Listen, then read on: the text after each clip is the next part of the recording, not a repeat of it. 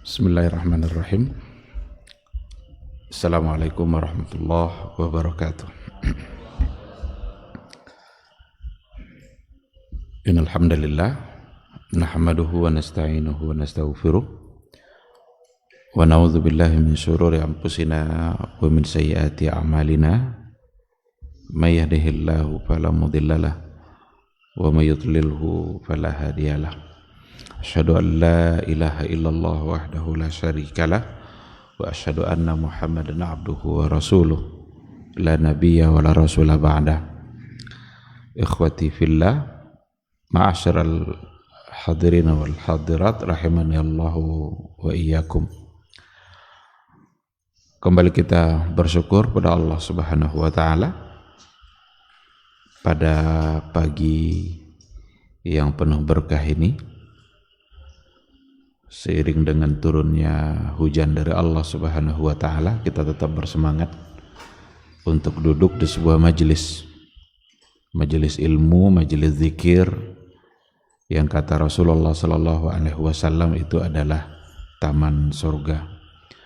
Mudah-mudahan majelis yang kita ikuti, majelis ilmu yang senantiasa kita ikuti bisa semakin mendekatkan diri kita kepada surganya Allah Subhanahu wa ta'ala.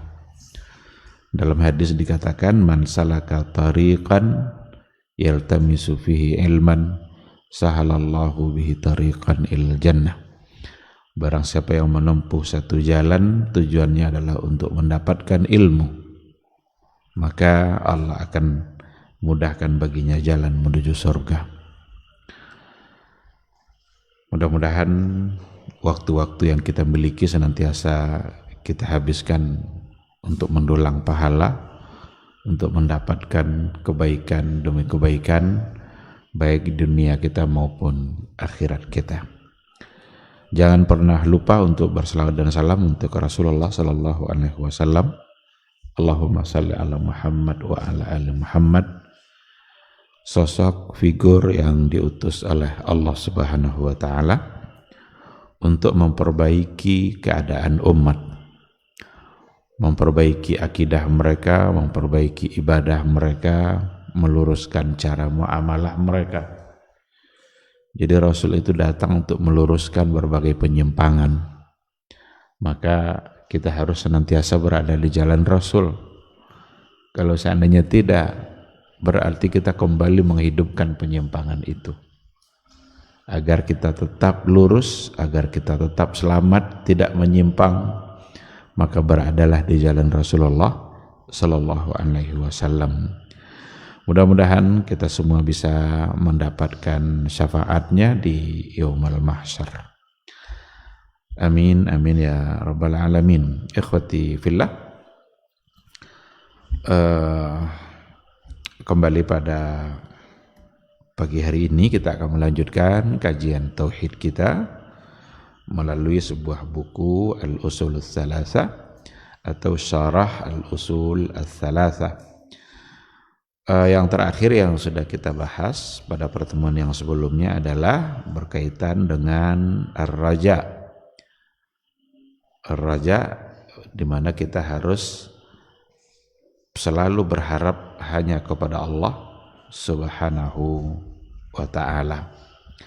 Untuk pagi hari ini kita akan lanjutkan dengan bentuk ibadah yang berikutnya, itu adalah at-tawakkul 'ala Allah, bertawakal kepada Allah Subhanahu wa taala. Jadi ini rincian dari beberapa bentuk ibadah yang disampaikan oleh penulis buku. Di antara ibadah yang harus selalu kita berikan kepada Allah itu adalah at-tawakkul. Qala al-muallif rahimahullah, wa dalilut tawakkuli qauluhu ta'ala. Dalil dalam masalah tawakal ini adalah perkataan Allah Subhanahu wa taala, wa 'alallahi fatawakkalu in kuntum mu'minin.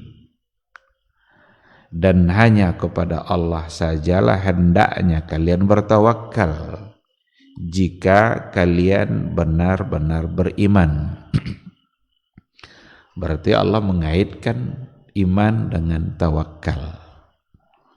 Wa 'alallahi fatawakkalu in kuntum mu'minin.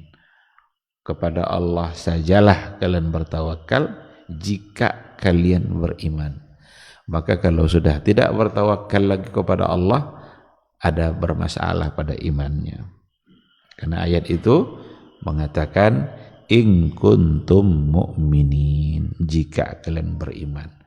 Jika in itu sebagai in syartiyah, berarti syarat beriman itu adalah bertawakal hanya kepada Allah. Jika kalian benar-benar beriman kepada Allah, maka bertawakallah kepadanya. Dalam ayat yang lain juga, wa qala wa may yatawakkal 'ala Allah fahuwa hasbuh. Wa may yatawakkal 'ala Allah fahuwa hasbuh. Surat At-Talaq ayat 3. Kalau yang pertama tadi Al-Maidah 23. Apa arti wa may yatawakkal 'ala Allah fahuwa hasbuh? Barang siapa yang bertawakal hanya kepada Allah, niscaya Allah akan mencukupkan keperluannya. Jadi barang siapa yang bertawakal kepada Allah, wa may yatawakkal 'ala Allah fahuwa hasbuh. Cukup bagi Allah, cukup dia bagi Allah. Allah akan mencukupkan semua keperluan dia.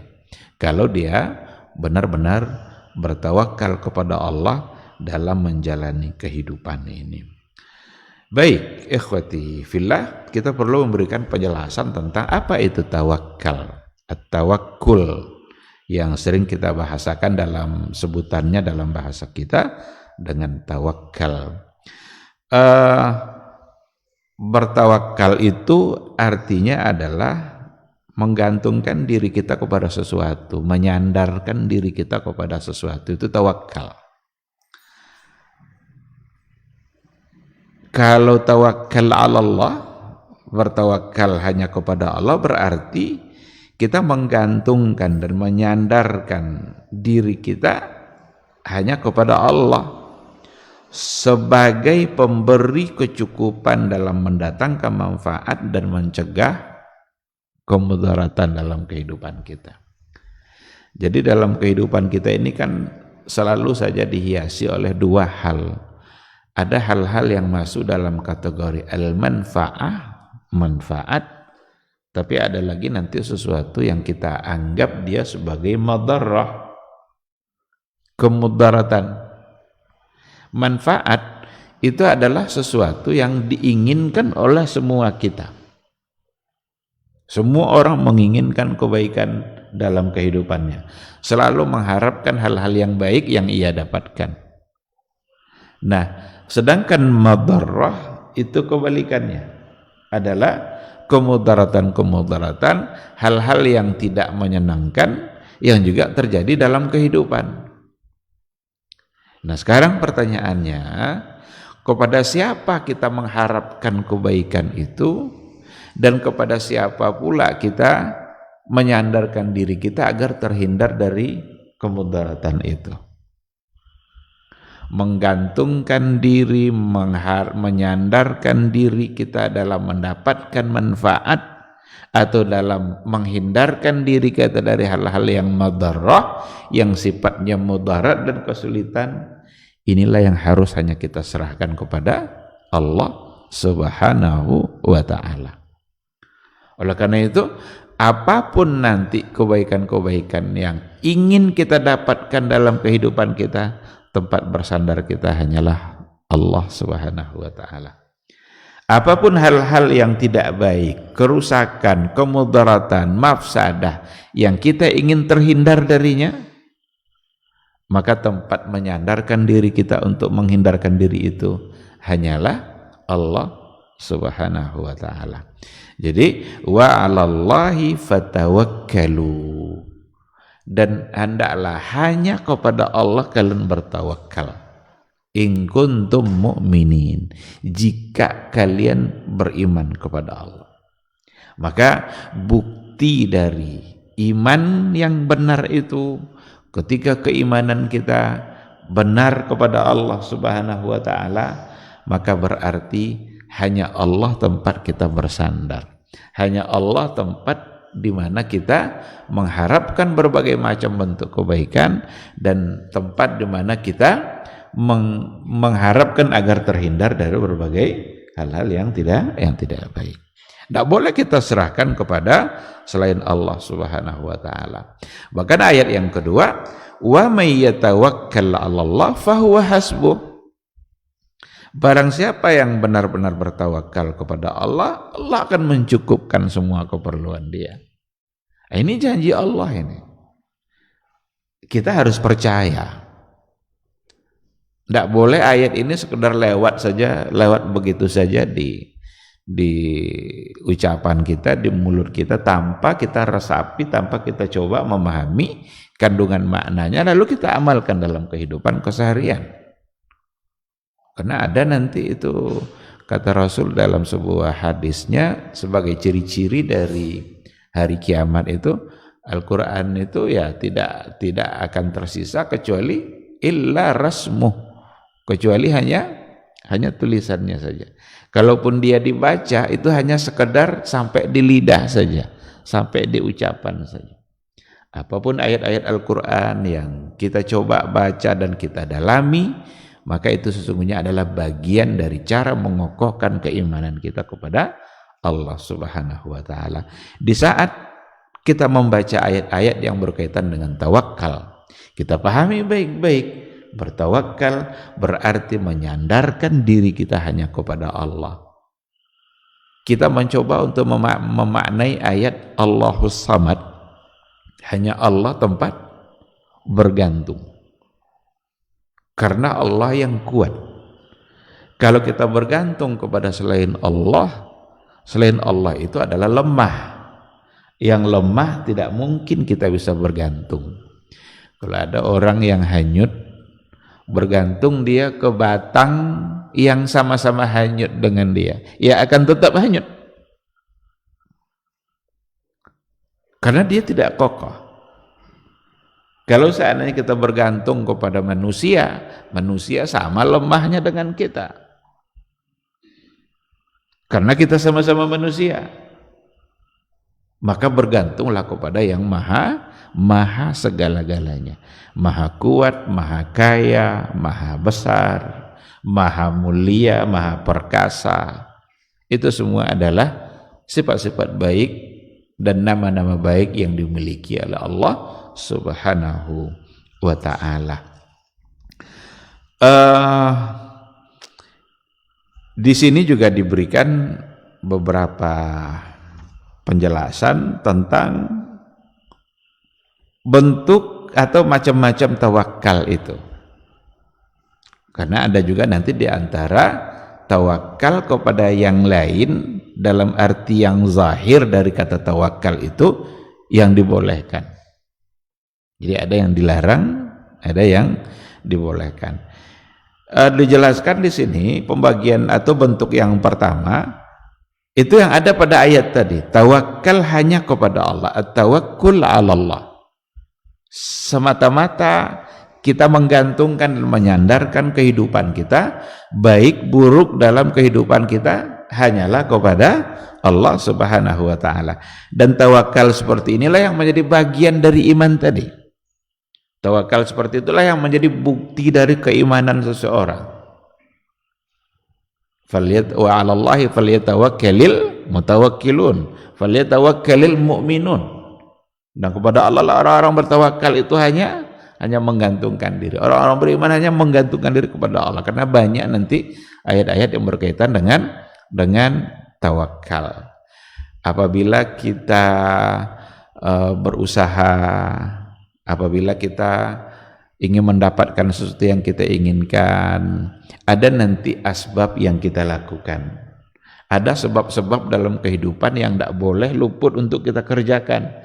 Karena bertawakal itu nanti bukan pula tanpa ada usaha.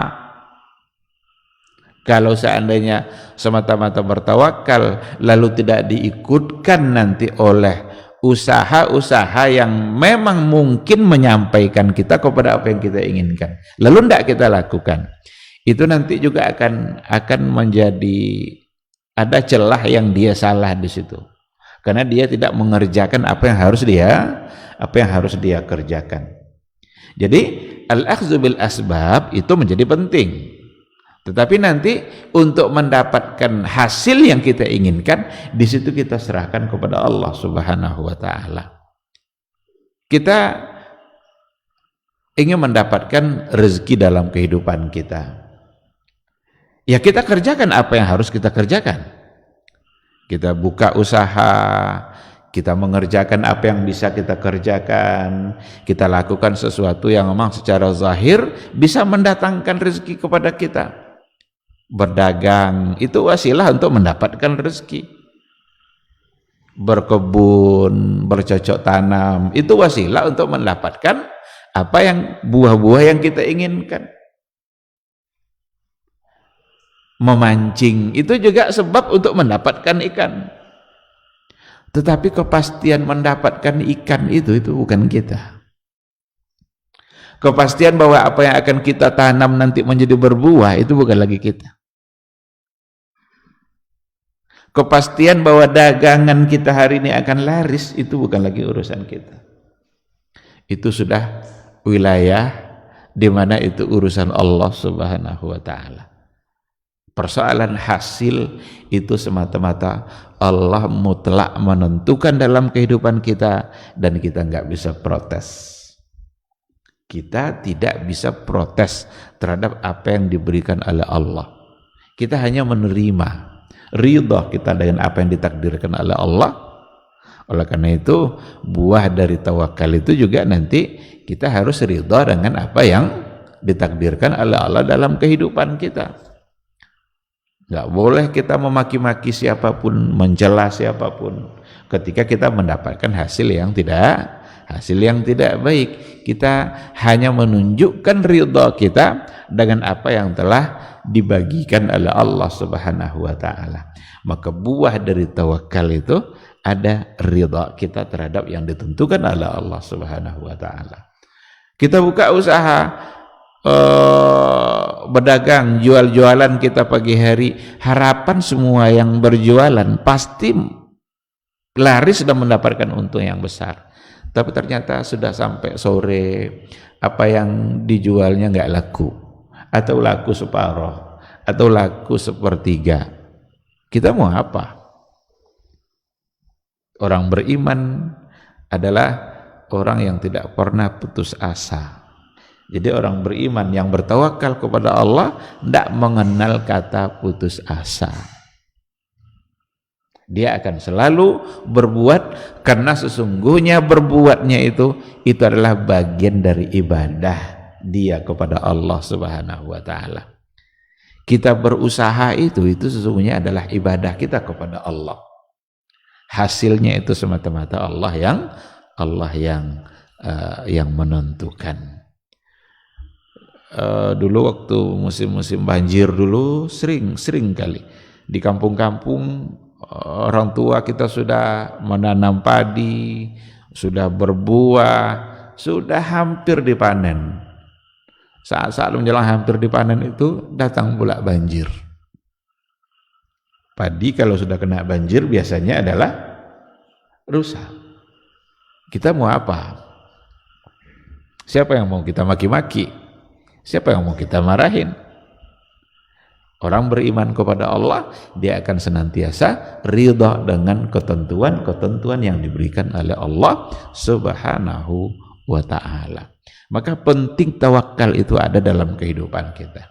Kalau seandainya tawakal tidak ada dalam kehidupan kita, barangkali ya mungkin akan menimbulkan rasa kesal, atau mungkin mencari-cari alasan atau sebab-sebab untuk ada yang kita marahin. Nggak perlu itu. Yang perlu adalah ketika kita sudah berusaha lalu ternyata hasilnya tidak sama dengan yang kita inginkan, maka kita serahkan semuanya kepada Allah Subhanahu wa ta'ala. Dan satu hal yang perlu kita yakini, apapun yang ditakdirkan oleh Allah dalam kehidupan kita, maka itu pasti baik. Apapun yang ditakdirkan oleh Allah, pasti itulah kebaikan yang ada, dan Allah menginginkan kita untuk mendapatkan kebaikan itu. Cuma memang ya bisa saja kita belum tahu apa kebaikan itu, bentuk kebaikan yang ada pada keburukan itu apa. Yang ada di pikiran kita kan hanya buruk saja. Maka dalam hadis kan ada hadis beriman, hadis rukun iman itu kan beriman kepada Allah, Rasul, lalu yang terakhir apa? Wa biqadrihi khairihi wa syarrihi. Dengan beriman kepada takdirnya, khairihi yang baiknya, wa syarrihi dan buruknya. Kata syarrihi di situ dan buruknya itu buruk dalam pandangan kita. Tapi bukan buruk dalam pandangan Allah. Karena yang buruk dalam pandangan kita tadi itu sesungguhnya di mata Allah itu baik. Disinilah perlunya iman. Disinilah perlunya kepercayaan kita kepada sesuatu yang gaib itu. Maka iman itu kan kita meyakini hal-hal yang tidak terlintas oleh pikiran kita kan. Itu yang iman. Tidak bisa diakal-akali. Karena memang tidak nyambung nanti dengan akal kita. Di pikiran kita buruk, tapi ternyata baik. Dan banyak orang yang bersyukur dia mendapatkan keburukan yang kemarin itu setelah dia tahu bahwa kebaikannya ternyata begini. Untung saya begini, untung saya begini. Padahal kemarin buruk dalam pandangan dia. Oleh karena itu, disinilah perlu kekuatan iman kita di dalam menghadapi apa yang terjadi dalam kehidupan kita. Tawakal, serahkan kepada Allah. Kita hanya bisa berusaha, tapi hasilnya semata-mata hanya Allah yang menentukan. Kalau kita sakit, tentu kita ingin sehat. Kita diminta untuk berobat. Fatadawau, berobatlah kalian, wala tatadawu bil haram, dan jangan kalian berobat dengan sesuatu yang haram. Jadi perintah berobat itu ada, tapi lakukanlah ikhtiar itu dengan cara-cara yang dibenarkan oleh agama. Wala tatadawu bil haram, jangan berobat dengan sesuatu yang haram. Kenapa tidak boleh? Karena kesembuhan itu datangnya dari Allah. Berobat pun dari yang haram, kalau kata Allah tidak sembuh, maka tidak akan bisa menyembuhkan. Jadi pada poin yang pertama ini, at-tawakkul 'ala Allah, bertawakal kepada Allah semata-mata, kita sandarkan kehidupan kita hanya kepada Allah Subhanahu wa taala. Karena tidak akan ada yang bisa memberikan kebaikan dan mendatangkan keburukan kecuali semata-mata hanya kehendak Allah Subhanahu wa taala. Yang kedua, bentuk yang kedua, dan itu yang menyimpang, itu nanti menjadi syirik akbar, syirik besar, di mana bertawakal dia kepada sesuatu, menggantungkan dirinya kepada sesuatu yang memang dia tidak bisa berbuat apa-apa, menggantungkan dirinya atau menyandarkan dirinya kepada benda mati, dia menyandarkan kebaikan-kebaikannya, kemaslahatan hidupnya kepada benda-benda mati yang memang dia tidak bisa melakukan apapun. Ini yang syirik akbar. Apa contohnya? Bertawakal atau menyandarkan keselamatannya kepada tangkal,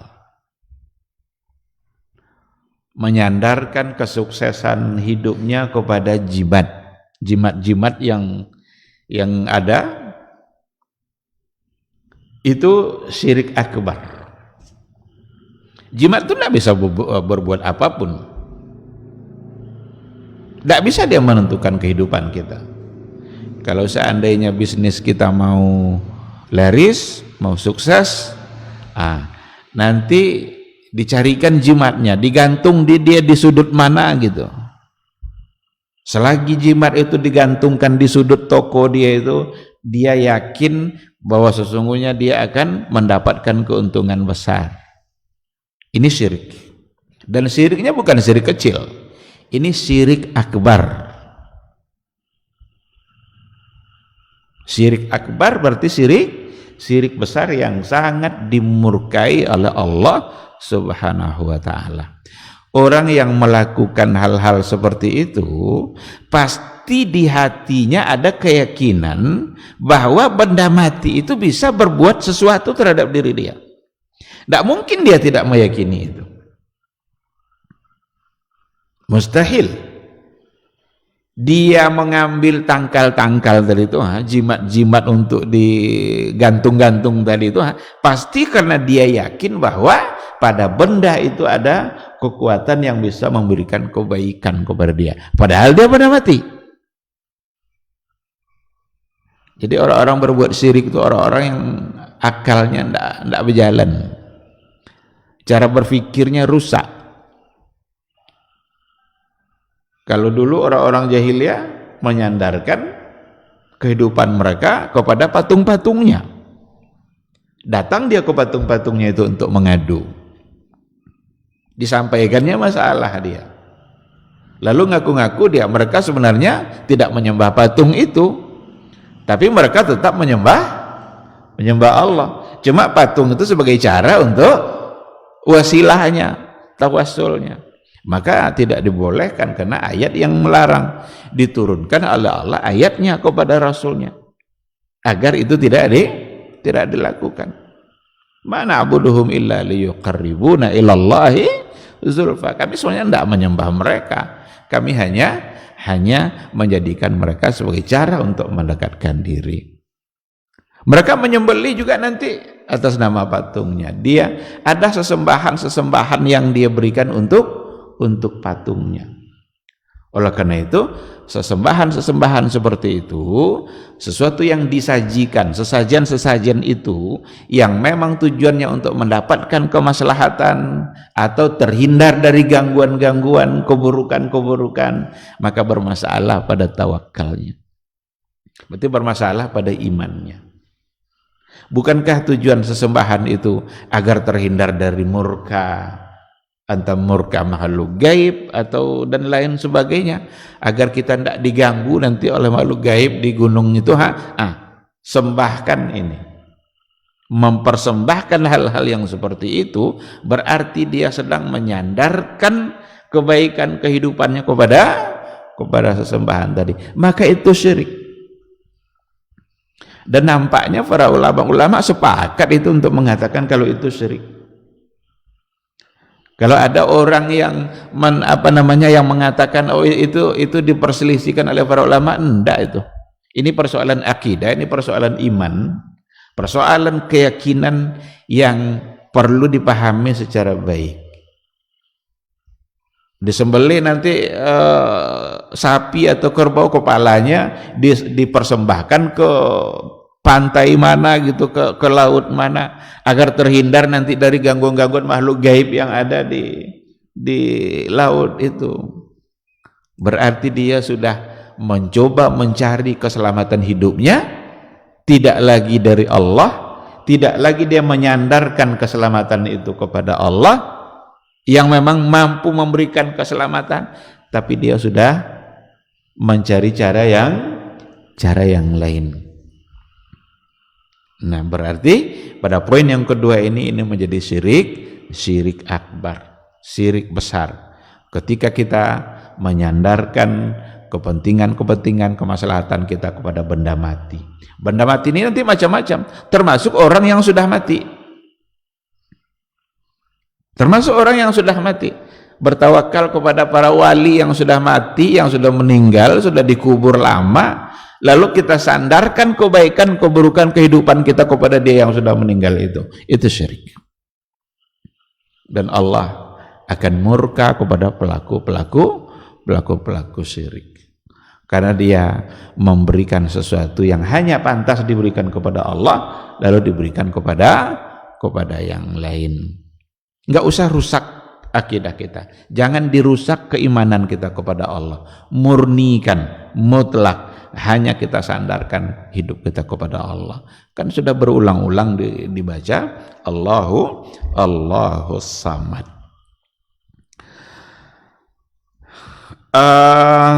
Itu yang kedua.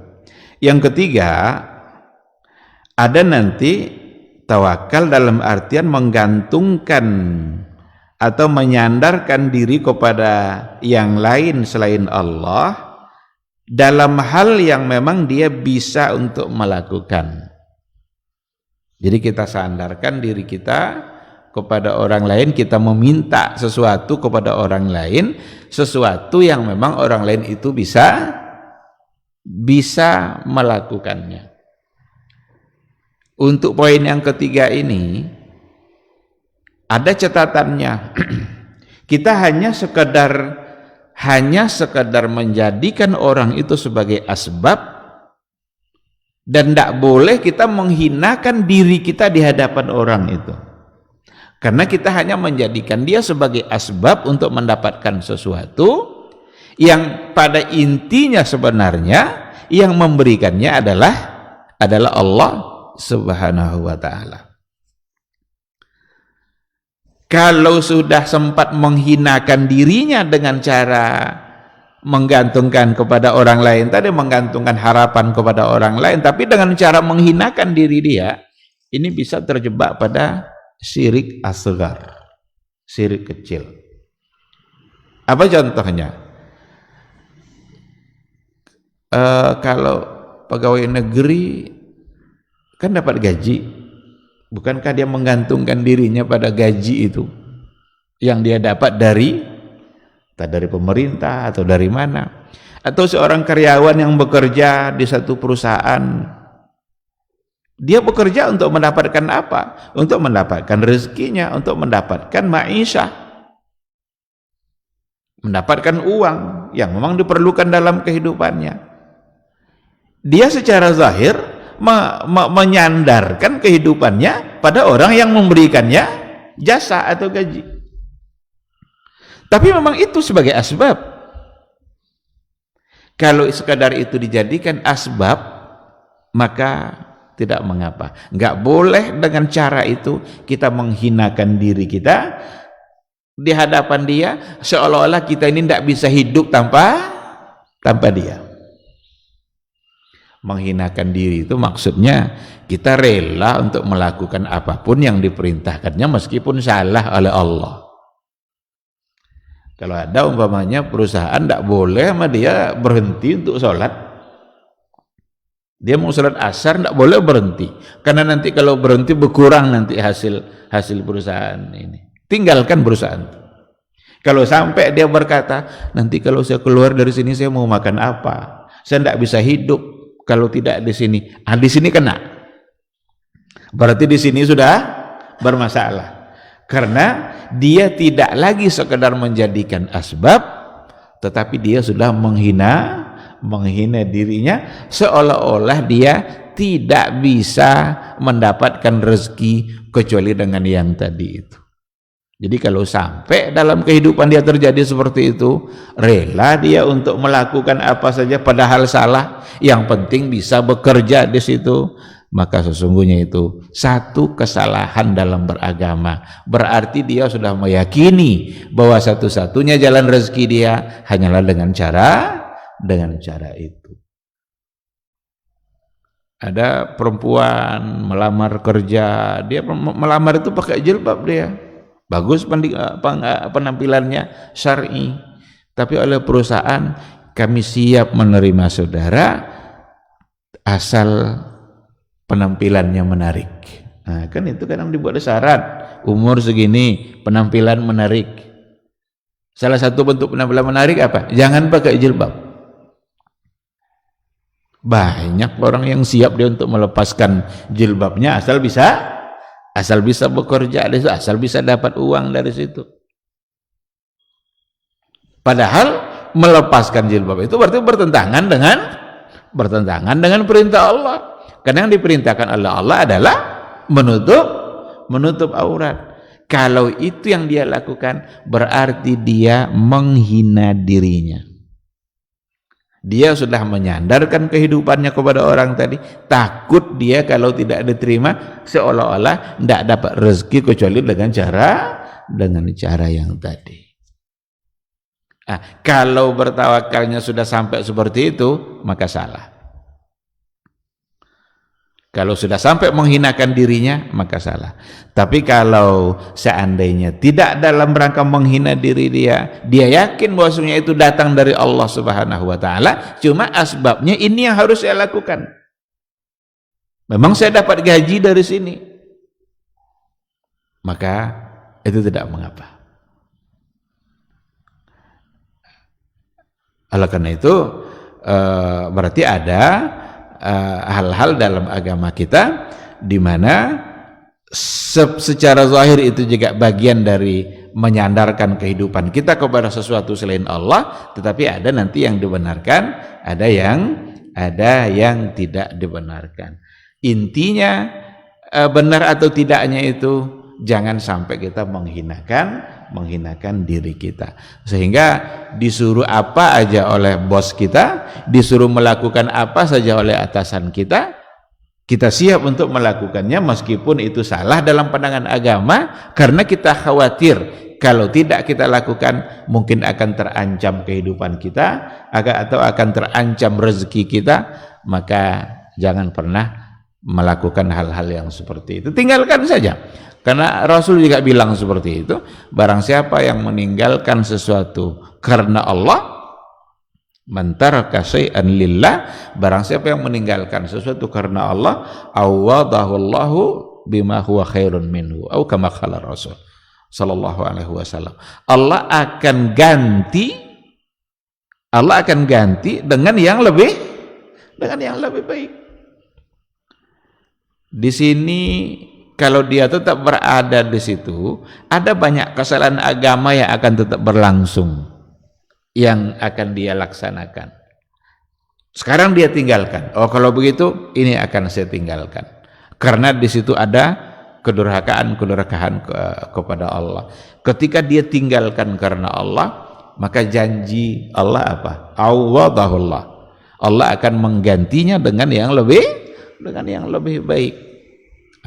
Cuma memang untuk sampai ke tingkat yakin bahwa akan diganti ini memang perlu perjuangan, karena Allah akan uji iman kita itu. Kita tinggalkan, ada orang yang hijrah, dia sudah meninggalkan kebiasaan-kebiasaan buruknya lalu berubah menjadi baik, nanti akan diuji dia oleh Allah Subhanahu wa taala. Iya ndak jujur ndak imannya dalam meninggalkan kesalahan tadi. Apa yang dulu hidupnya mewah, sekarang dia tinggalkan semuanya, mungkin dia akan diuji oleh Allah dengan kemiskinan dulu. Tapi ketika dia sadar, ketika dia tetap sabar di dalam menjalani itu, nanti semua akan ditepati janjinya oleh Allah. Allah tidak pernah memungkiri janji. Dan ada pada poin yang keempat, tapi hampir sama sebenarnya dengan yang ketiga, ketika menyandarkan diri kepada orang lain dalam urusan yang sebenarnya memang menjadi wewenang orang yang bertawakal itu. Ini hampir mirip, di mana dia menyandarkan sesuatu keinginan kepada orang lain, dan itu memang adalah wewenang dari orang itu.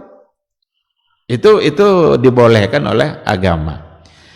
Kalau umpamanya kita mau mengurus KTP di kelurahan, untuk mengurus KTP di kelurahan itu perlu surat dari RT. Ada surat keterangan dari Pak RT. Ketika kita meminta surat ke Pak RT yang memang itu wewenang dia, bukankah kita sebenarnya sedang menyandarkan keperluan kita kepada dia? Sedang kita sandarkan keperluan kita kepada dia. Karena tidak bisa nanti mengurus apapun tanpa ada surat pengantar. Tapi itu tidak salah.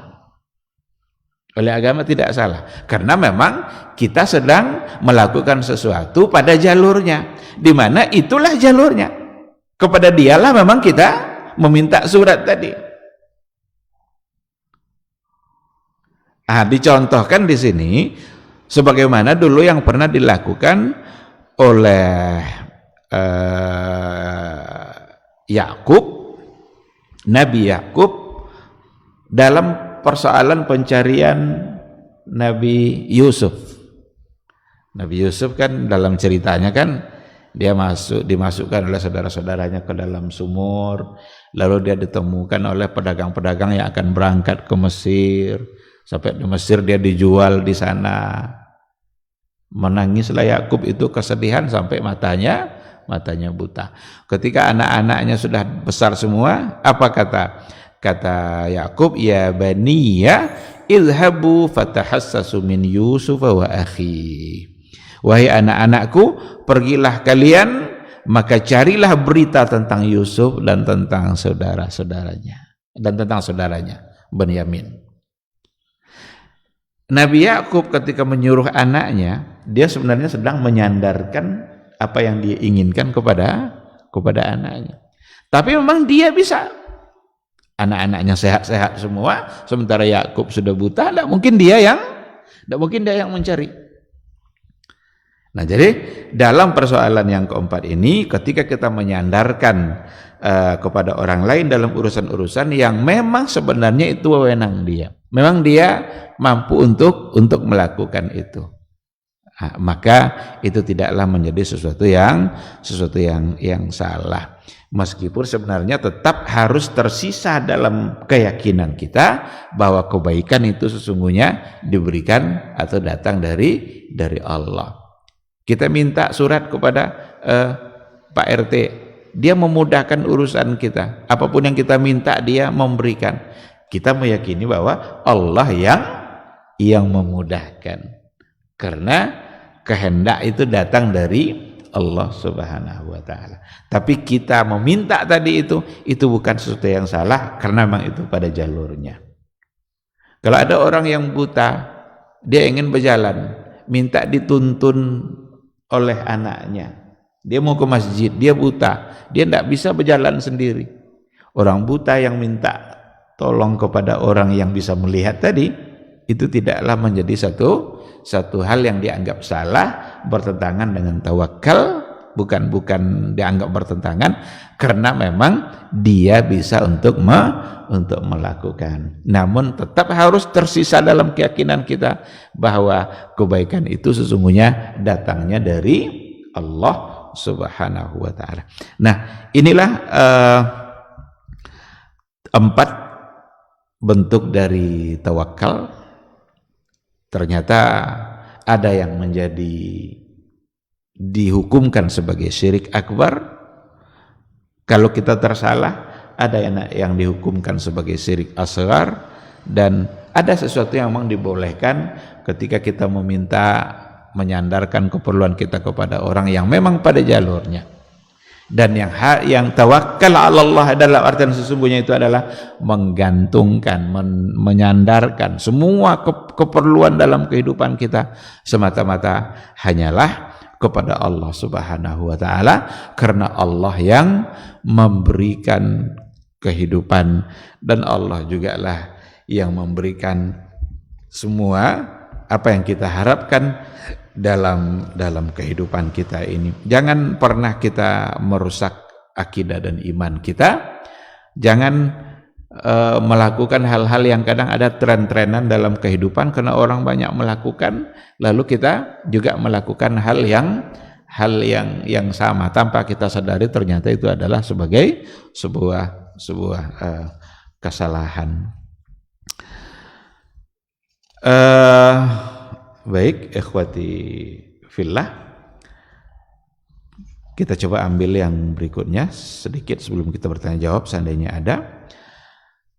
Selain daripada tawakal, ada lagi sesuatu yang dia hampir-hampir mirip, tapi memang akan ada perbedaan memang oleh para ulama. Ada namanya ar-raghbah war-rahbah wal khusyu'. Ar-raghbah war-rahbah wal khusyu'. Raghbah itu keinginan untuk memperoleh sesuatu. Jadi keinginan untuk memperoleh sesuatu.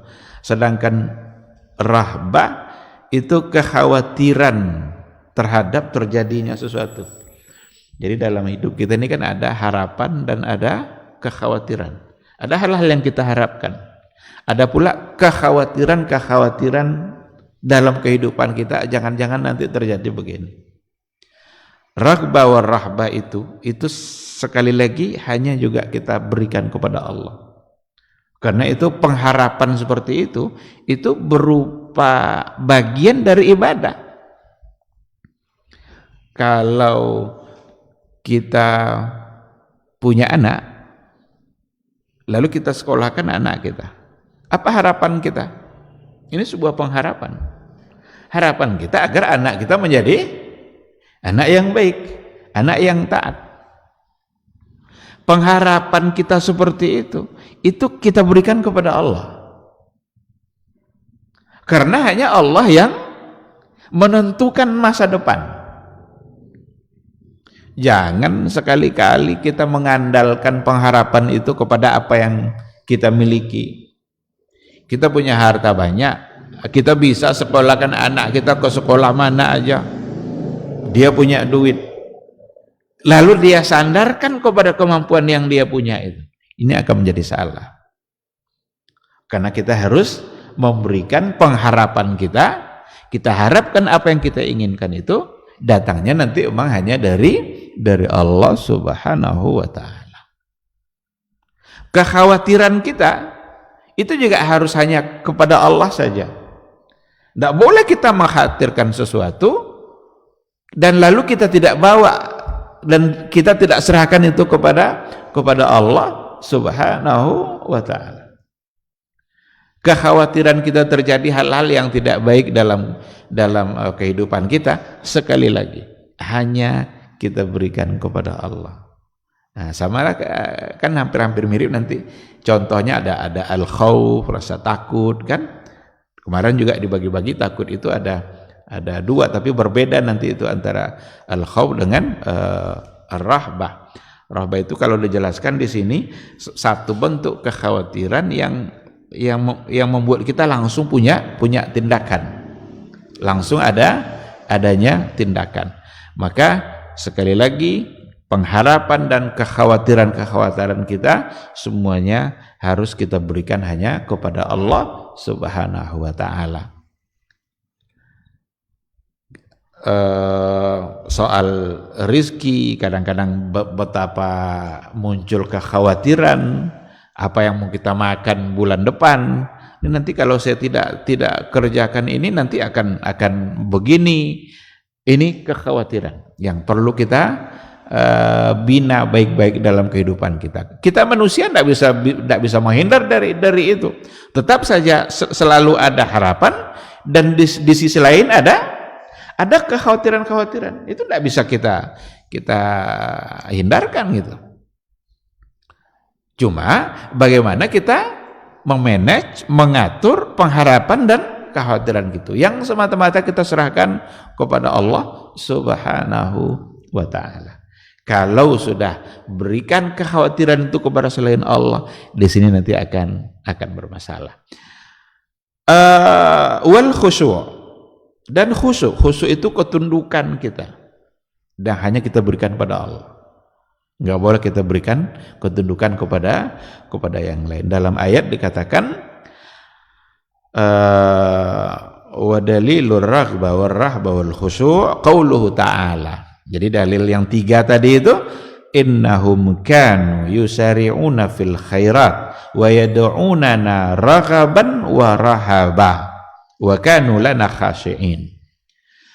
Sesungguhnya mereka itu senantiasa berlomba-lomba dalam mengerjakan kebaikan-kebaikan. Yusari'una fil khairat, berlomba-lomba dalam mengerjakan kebaikan. Wa yad'unana raghaban wa rahaba. Serta mereka berdoa hanya kepada kami, kata Allah. Kami itu adalah Allah, raghaban wa rahaba, baik dalam bentuk pengharapannya maupun dalam bentuk kekhawatiran-kekhawatiran dan ketakutan-ketakutan yang dia alami dalam kehidupannya. Maka berharap hanya berdoa kepada Allah.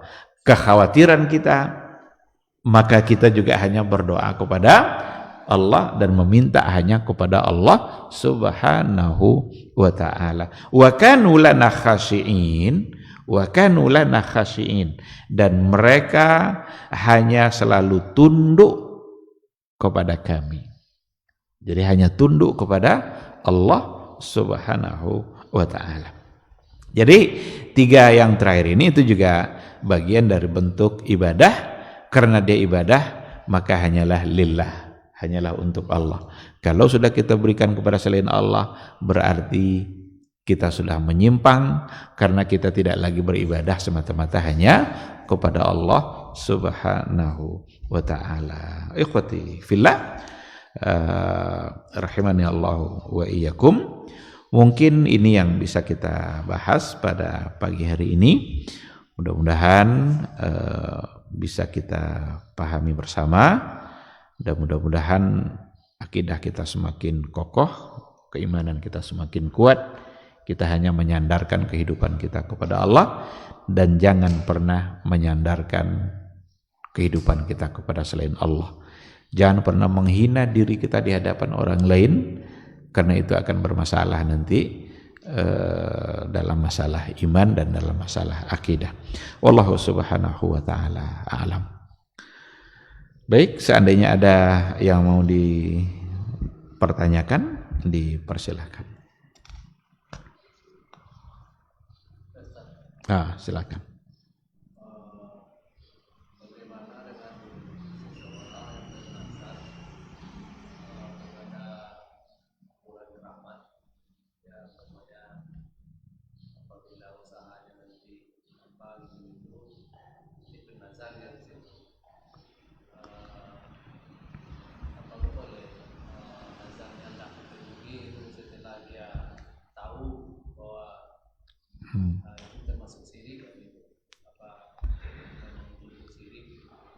Iya. Apa hukumnya kalau bernazar menyembelih hewan di kuburan atau untuk memberikan sesembahan apapun gitu ya kepada kuburan keramat? Yang pertama yang perlu diluruskan, kuburan keramat ini tidak ada kuburan keramat. Apanya yang keramat? Kuburan. Kuburan itu kan tempat di mana orang dikuburkan. Orang saja yang mengkeramat-keramatkan, maka terjebaklah kepada berbagai macam bentuk kesirikan-kesirikan. Karena kubur itu dianggap sebagai kuburan keramat, maka dijadikanlah kuburan itu tempat mengadu. Ini semua talbisu iblis. Ini semua bisikan-bisikan yang datanglah dari iblis. Semakin suka iblis itu kalau semakin kita mengkeramatkannya. Kalaulah memang ada kuburan keramat dikarenakan oleh kesolehan orang yang di dalam itu, yang paling keramat itu kubur Rasul, karena tidak ada orang yang lebih soleh daripada Rasul. Tapi tidak boleh dikeramatkan seperti itu. Tidak boleh kita datang ke kuburan Nabi lalu meminta-minta kepada beliau, atau minta disampaikan doa kita kepada Allah oleh Nabi. Tidak bisa. Kalau kepada Nabi saja nggak boleh, apalagi kepada para wali, apalagi kepada orang-orang dianggap soleh, dianggap kiai. Tidak pernah ditinggalin kuburnya karena dianggap keramat tadi. Mengadu kepada orang yang sudah meninggal, ini yang menghinakan dirinya di hadapan makhluk Allah itu. Berarti dia sedang menghina diri dia, karena dia tidak lagi menyandarkan kehidupannya kepada Allah, tetapi disandarkannya kepada orang yang sudah meninggal itu. Maka tidak boleh. Dan itu adalah perbuatan yang masuk dalam kategori syirik. Tinggalkan itu. Kita perlu memahamkan ini kepada banyak orang. Karena banyak orang yang terjebak dalam kesalahan seperti ini, bahkan dianggap sebagai sebuah tradisi. Ini kan sebagai sebuah tradisi atau dianggap sebagai kearifan lokal. Tidak ada soal syirik, jangan bawa-bawa kearifan lokal. Kalau syirik, ya syirik harus ditinggalkan. Kalau itu sebagai tradisi, wajib ditinggalkan tradisi seperti itu. Karena tradisi kalau sudah menyalahi Quran dan Sunnah wajib untuk ditinggalkan. Nah, sekarang ada orang bernazar. Bernazar salah satu contoh yang disampaikan tadi, kalau seandainya dia mendapatkan ini, maka dia akan bernazar dalam bentuk menyembelih di kuburan yang dianggap keramat tadi. Kalau itu isi nazarnya, jangan dia lakukan nazar itu. Ketika dia sudah sadar, oh ternyata ini adalah salah, berarti jangan lakukan. Kalau dia lakukan juga, berarti dia melakukan sesuatu yang dia sudah tahu kalau itu salah. Jadi nazar itu harus mengandung unsur ibadah. Itu nazar. Nazar itu sebenarnya kan sudah sering kita bahas kan, nazar itu agama tidak terlalu menganjurkan. Bernazar itu agama tidak terlalu menganjurkan. Cuma kalau sudah terucap maka menjadi janji yang harus ditunaikan. Asalkan dalam bentuk ibadah. Puasa, berinfak, bersedekah. Itu kan ibadah semua. Kalau sudah terucap maka ditunaikan. Nah, jika yang terucap tadi ternyata adalah melakukan kesyirikan, wajib ditinggalkan. Jangan dia melakukannya. Kalau dilakukan juga maka berdosa dia, karena dia sudah tahu kalau itu salah, maka tidak boleh dia lakukan. Nah, mungkin bisa dia alihkan.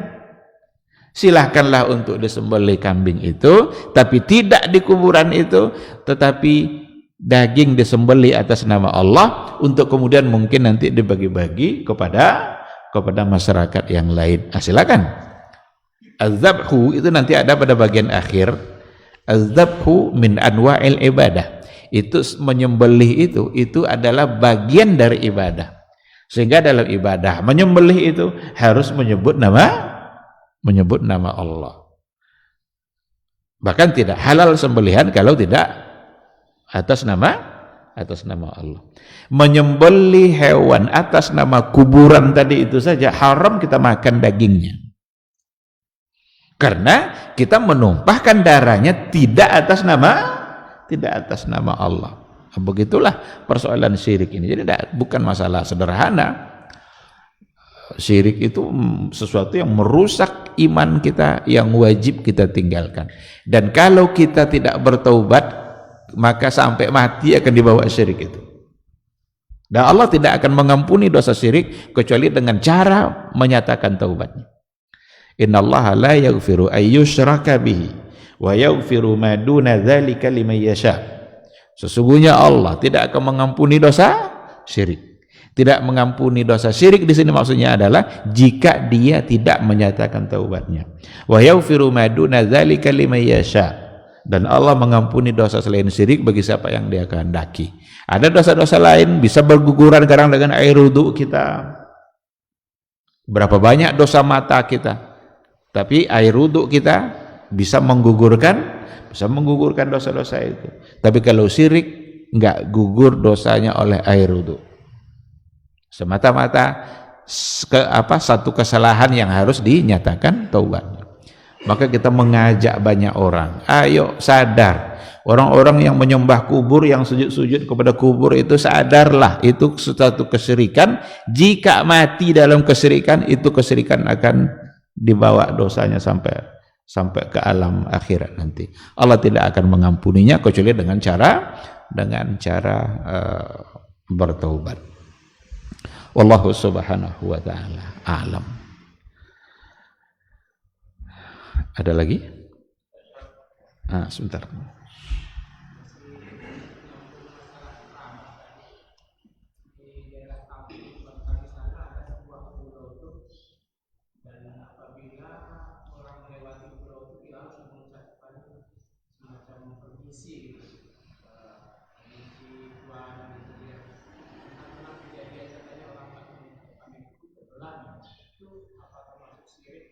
Itu bagian dari kesyirikan itu. Karena dia sudah meyakini kalau tidak dilakukan ini dia akan tenggelam. Berarti sudah ada yang ditakutinya selain daripada Allah. Sudah ada yang ditakutinya, sehingga ia harus melakukan sesuatu. Berarti melakukan sesuatu tadi kan atas nama makhluk gaib yang ada di tempat itu kan. Sinilah kesalahannya. Seolah-olah kalau itu tidak dilakukan nanti dia akan tenggelam. Padahal urusan tenggelam tidak tenggelam bukan oleh makhluk itu. Allah yang menentukan nasib dia. Maka itu satu hal yang salah.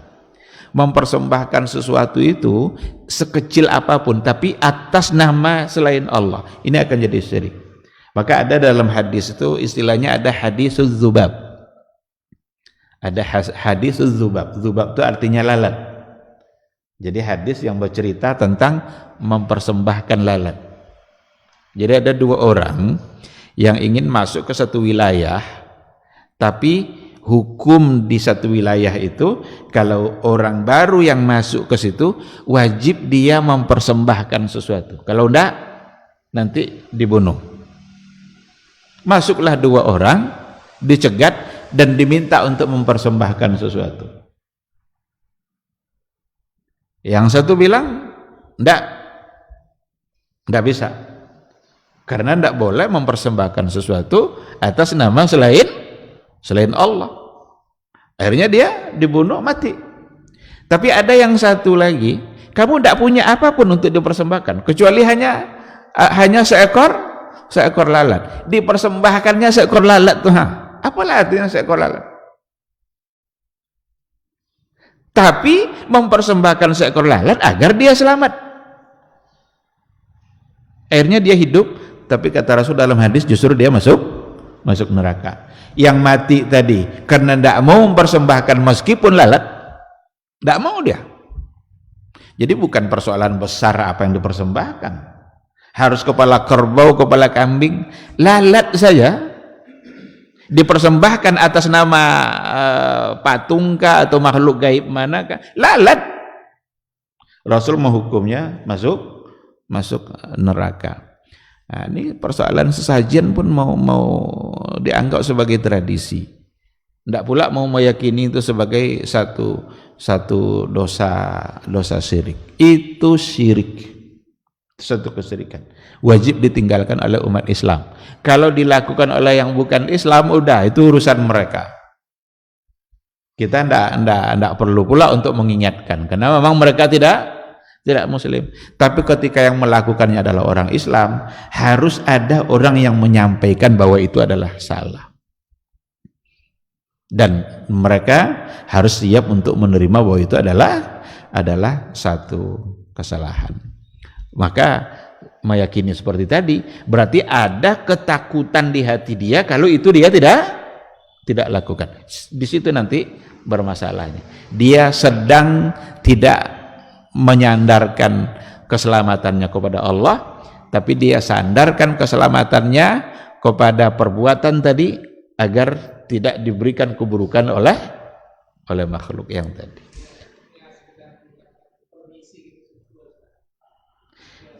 Dia bukan pada ucapannya, tadi kan cuma lalat kan, bukan pada ucapan permisinya, tapi pada rasa takut yang ada di hatinya. Kalau itu tidak dia ucapkan, maka dia tenggelam. Ini yang tidak boleh. Coba tes sekali-kali nanti, tidak usah ucapkan permisi, tenggelam tidak? Jadi syirik itu membuat kita jadi takut. Di antara bahaya syirik, membuat kita jadi malas, membuat kita jadi takut. Itu bahaya syirik. Karena kita tidak lagi memberikan takut kita kepada Allah. Lewat aja burung gagak di rumah ada bunyi dia, siapa yang mati hari ini? Takut dia. Kalau dia menyandarkan keselamatannya kepada jimat-jimat tadi, tinggal jimatnya itu balik dia jemput Kan takut kan? Maka syirik itu membuat kehidupan kita jadi takut. Dan tauhid membuat hidup kita benar-benar menjadi nyaman. Pergi kita kemana? Yang memberikan keselamatan adalah Allah. Kalau seandainya nanti terjadi hal-hal yang tidak baik, itu juga atas izin Allah. Apalagi?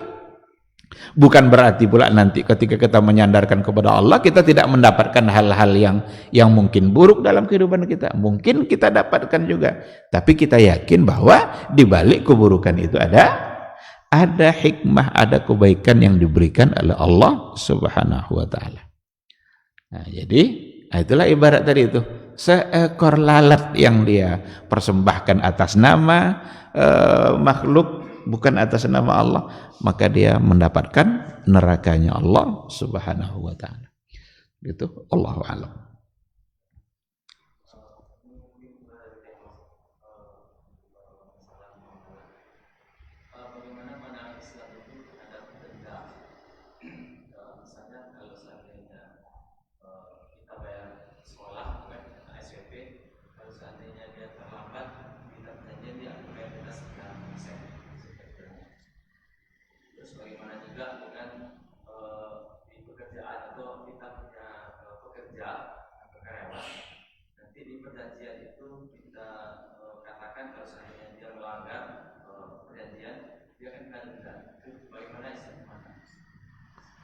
Iya.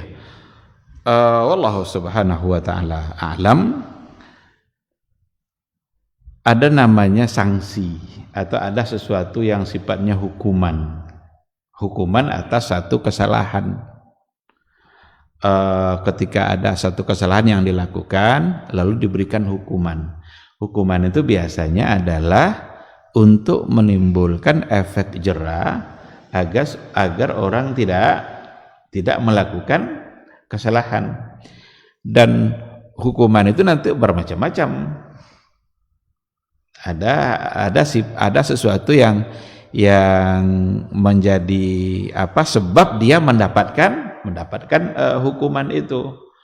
Kalau umpamanya dia meminjam sesuatu, harus kembalikan segini pada tanggal ini. Kalau tidak dikembalikan, dihukum dia. Nggak boleh lagi minjam selama sebulan umpamanya. Itu kan sanksi juga. Tapi ada di antara sanksi dalam bentuk denda uang. Sebenarnya harus berhati-hati nanti dalam persoalan uang ini, karena ada hal-hal yang terkait dengan masalah uang kan macam-macam kan. Seandainya denda itu nanti dijadikan cara untuk menambah keuntungan, di sini akan jadi masalah. Maka denda-denda hutang yang berlipat-lipat itu akan menjadi riba kan. Itu denda juga. Tapi dengan cara itu dia mendapatkan keuntungan, dan bahkan malah memang diniatkan itu untuk mendapatkan keuntungan. Bahkan suka dia kalau ada orang yang terlambat agar nanti bisa bertambah. Namun ada sesuatu yang tidak itu tujuannya, semata-mata untuk agar itu tidak dilaksanakan. Lalu dihukumlah dia. Dalam hal yang seperti ini wallahu alam, barangkali mungkin masih dalam batasan yang dapat dibenarkan. Mungkin perlu juga kita baca lagi lebih jauh, sekedar untuk memberikan sanksi. Karena sanksi itu nanti macam-macam. Ada orang menetapkan sanksi, ada menetapkan sanksi dengan memukul umpamanya. Kalau salah dia pukul tangannya.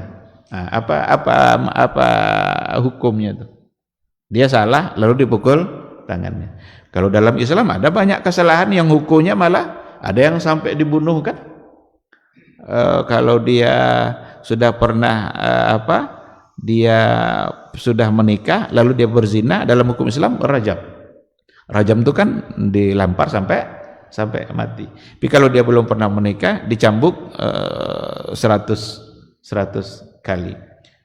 Berarti dia melakukan satu kesalahan, dan di situ ada hukuman. Jadi hukuman itu dalam kehidupan kita ya macam-macam. Kalau yang diatur oleh agama jelas itu untuk dilaksanakan. Sekarang ada hukuman-hukuman tertentu yang dilaksanakan oleh orang untuk efek jerah.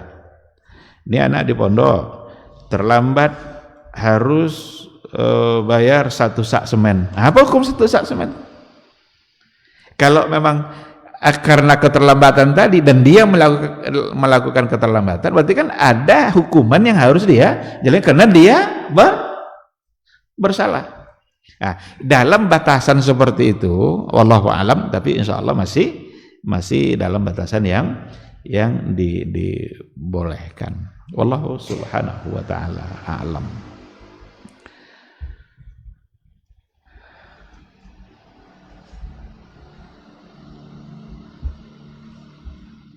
Baik, kalau tidak ada, mungkin kita cukupkan sampai di sini. Allah subhanahu wa ta'ala alam, yang benar itu datangnya dari Allah, dan yang salah itu semata-mata karena kekurangan ilmu, dan mohon untuk dimaafkan, dan semoga Allah juga mengampuninya. Subhanakallahumma bihamdika, asyhadu an la ilaha illa anta, astaghfiruka wa atubu ilaik. Assalamualaikum warahmatullahi wabarakatuh.